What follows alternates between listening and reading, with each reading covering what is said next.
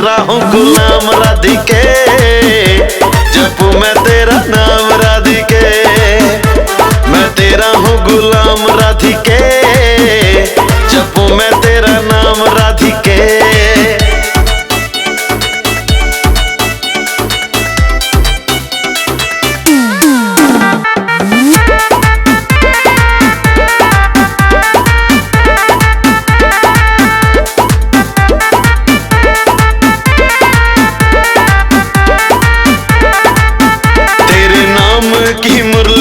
जाता हूँ मैं तुमसे मिलने को बरसाने आता हूँ मैं।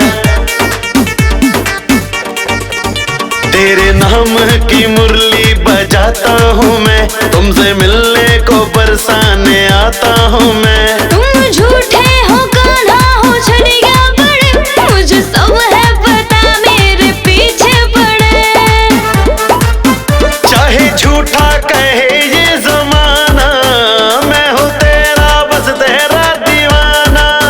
चाहे झूठा कहे ये जमाना, न कर बदनाम राधिके, जपू मैं तेरा नाम राधिके।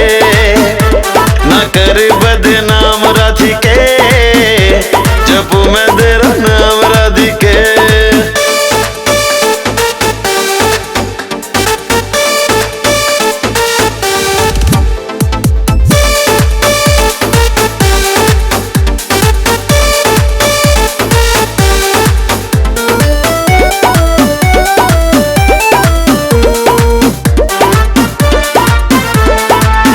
सच कहता हूँ राधे मेरी जान हो, राधे तुम ही मेरे दिल का अरमान हो।